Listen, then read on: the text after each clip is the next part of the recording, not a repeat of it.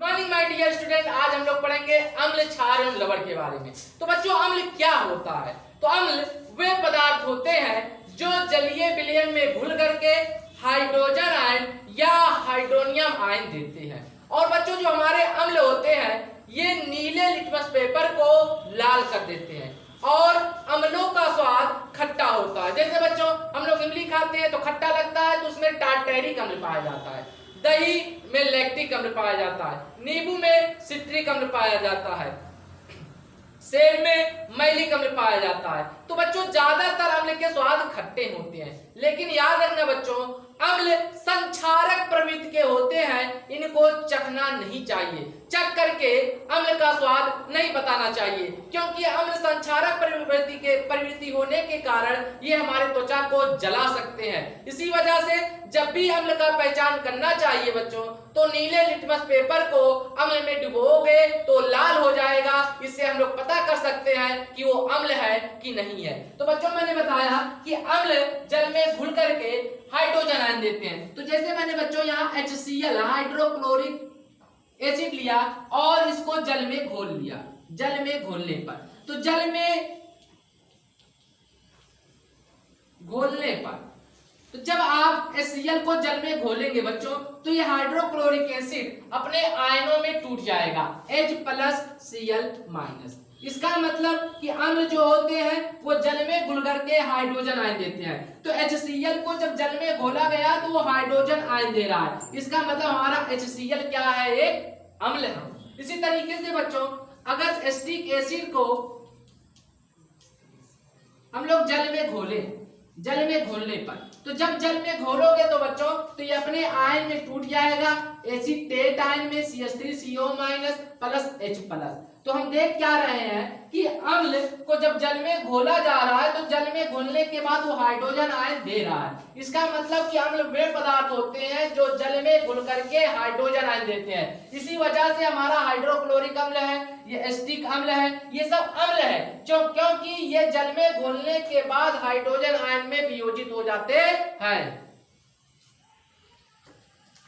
बच्चों, अम्ल हमारा दो प्रकार का होता है। एक होता है प्रबल अम्ल स्ट्रॉन्ग एसिड, और एक होता है दुर्बल अम्ल वीक एसिड। स्ट्रॉन्ग एसिड का क्या मतलब है? प्रबल अम्ल का क्या मतलब है? बच्चों, प्रबल अम्ल मतलब होता है कि वे अम्ल जिसमें H+ आयन की सांद्रता अधिक हो, ऐसे अम्ल को प्रबल अम्ल स्ट्रॉन्ग एसिड कहा जाता है। जैसे बच्चों, hydrochloric acid HCl, H2SO4, sulphuric acid HNO3, nitric acid, ये सब अम्ल हमारे जो होते हैं बड़े स्ट्रांग होते हैं बच्चों, और इसमें हाइड्रोजन आयन की सांद्रता अधिक भी होती है, इसलिए ये प्रबल अम्ल होते हैं। एक होता है बच्चों हम लोगों का दुर्बल अम्ल वीक एसिड।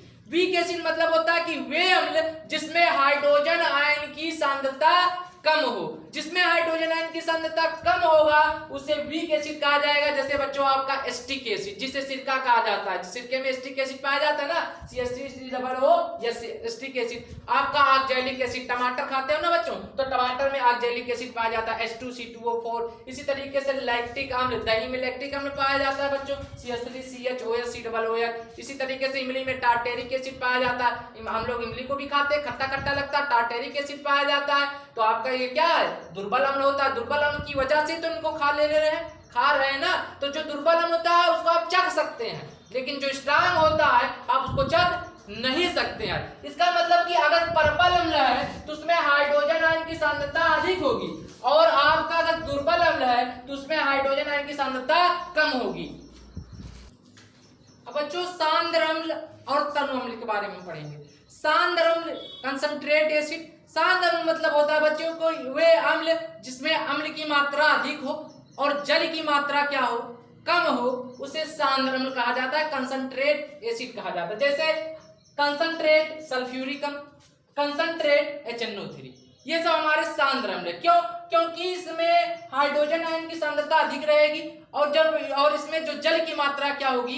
कम रहेगी। जल की मात्रा कम रहेगी और अम्ल की मात्रा अधिक रहेगी, तो उसे सांद्र अम्ल कहा जाता है। तनु अम्ल मतलब होता है कि बच्चों की जो सांद्र अम्ल है उसमें अगर आप पानी मिला करके उसकी तनुता को क्या कर देते हैं? कम कर देते हैं। मतलब इसमें क्या होगा? तनु अम्ल में अम्ल की मात्रा कम होगी और पानी की मात्रा क्या होगी? ज्यादा होगी, तो उसे क्या कहा जाएगा? तनु अम्ल कहा जाएगा। मतलब कि वे अम्ल जिसमें पानी की मात्रा ज्यादा हो और अम्ल की मात्रा कम हो उसे तंग अम्ल कहा जाता है, डाइल्यूट एसिड कहा जाता है। जैसे सांद्र एसिड जो है बच्चों ना, उसमें क्या करेंगे हम लोग पानी मिलाएंगे और उसकी सांद्रता को क्या करेंगे, कम करेंगे, उसके हाइड्रोजन आयन की सांद्रता को कम करेंगे। तो H2SO4 सांद्र था, उसमें मैं पानी मिला करके इसके हाइड्रोजन आयन की सांद्रता को कम करूंगा और खूब पानी मिला दूंगा तो आपका अम्ल जो बन जाएगा तंग हो जाएगा, तो उसे कहा जाएगा तंग सल्फ्यूरिक एसिड, तंग HNO3। तो इसका मतलब कि अगर किसी अम्ल में पानी की मात्रा बढ़ाओगे तो उस अम्ल में उपस्थित हाइड्रोजन आयन की सांद्रता घटेगी, और जब हाइड्रोजन आयन की सांद्रता घटेगी तो ऐसे अम्ल को बच्चों तंग अम्ल कहा जाता है। अब बच्चों हम लोग पढ़ेंगे क्षार के बारे में, बेस के बारे में क्या होता है। तो बच्चों जैसे हमने पढ़ा था कि अम्ल जलीय विलयन में हाइड्रोजन आयन देते हैं, उसी तरीके से क्षार को जब जलीय विलयन में घोला जाता है तो वो हाइड्रोक्साइड आयन OH- आयन देते हैं। और बच्चों हम लोगों ने पढ़ा था कि अम्ल नीले लिटमस को लाल कर देता है। तो बच्चों जो क्षार होता है ये क्या करता है कि लाल लिटमस पेपर को नीले रंग में बदल देता है। हम लोगों ने पढ़ा था बच्चों कि अम्ल क्या होते थे कि स्वाद में खट्टे होते हैं, लेकिन जो क्षार होता है बच्चों ये स्वाद में कैसे होते हैं, कड़वे होते हैं। तो बच्चों यहाँ हम देखेंगे कि आखिर क्षार जो है जलीय विलयन में हाइड्रोक्साइड आयन कैसे देता है। तो मैं यहाँ एग्जांपल ले रहा हूँ बच्चों, मैं यहाँ ले रहा हूँ सोडियम हाइड्रोक्साइड। इस सोडियम हाइड्रोक्साइड को मैं जलीय विलयन में घोल दे रहा हूँ, जलीय विलयन में घोल दे रहा हूँ, जल में घोल रहा हूँ। एक्व मतलब एक्वस, एक्वस मतलब पानी। इसको जब बच्चों आप जल में घोलोगे तो ये टूट जाएगा, सोडियम आयन और हाइड्रोक्साइड आयन में डिसोसिएट हो जाएगा। क्योंकि यहाँ सोडियम हाइड्रोक्साइड जल में घोलने पर, यहाँ बच्चों मैं जल में घोल रहा हूँ उसको, जल में घोलने पर, तो जब सोडियम हाइड्रोक्साइड को आप जल में घोल दिया तो क्या देखा कि ये जल में घुल करके कौन सा आयन दे रहा, हाइड्रोक्साइड आयन दे रहा। इसका मतलब कि हमारा NaOH क्या है, क्षार है।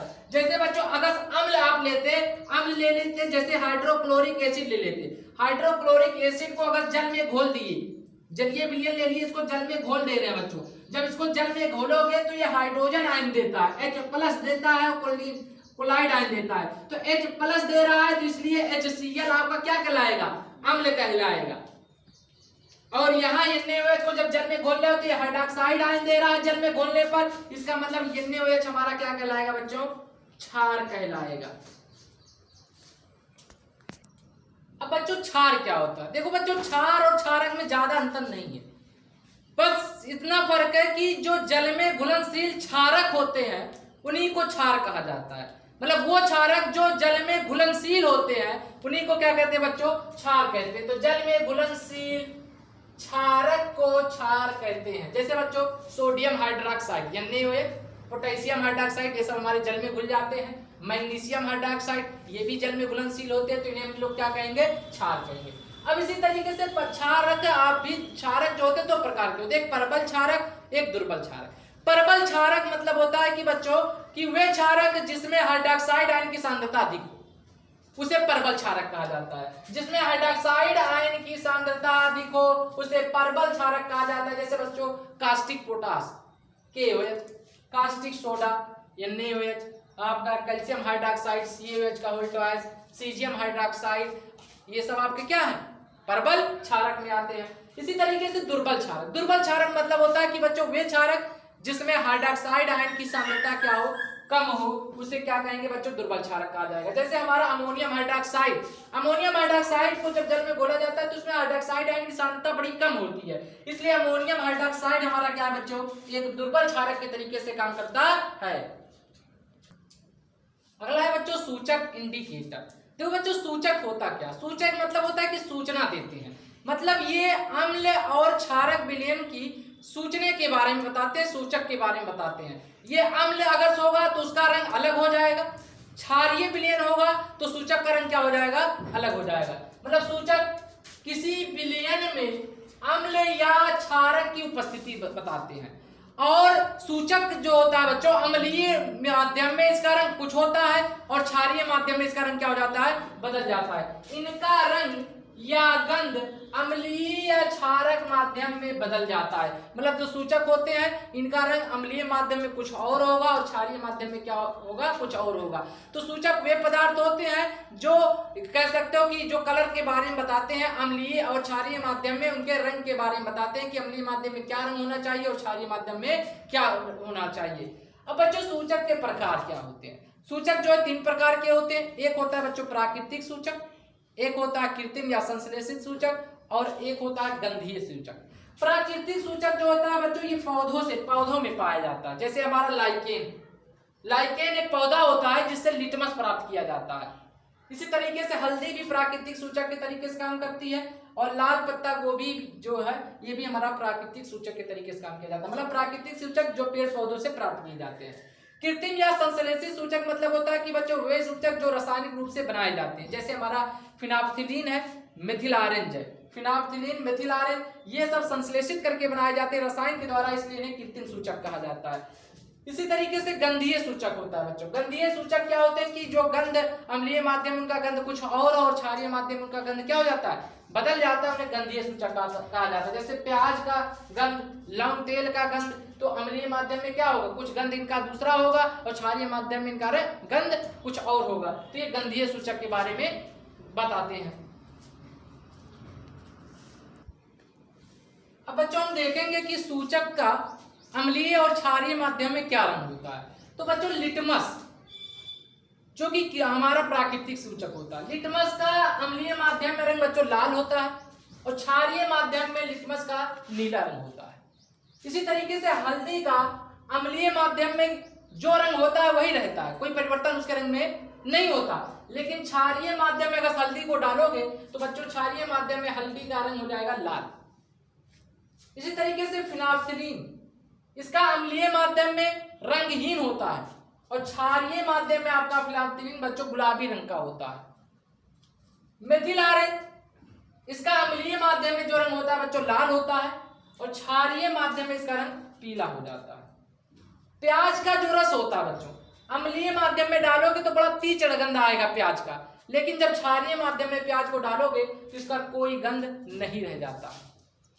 लौंग का तेल अम्लीय माध्यम में समान गंध बनाए रखता है, लेकिन जब आप उसको क्षारीय माध्यम में लौंग का तेल डालेंगे तो कोई गंध नहीं रह जाता है। इसका मतलब यह है कि सूचक से हम किसी भी पदार्थ, किसी भी विलयन के रंग के बारे में, अगर अम्लीय है तो उसका क्या रंग होगा, क्षारीय है तो उसका क्या रंग होगा और उसका गंध क्या होगा, ये हम सूचक से पता कर सकते हैं। तो इस प्रकार आज हमारा यहाँ सूचक खत्म होता है।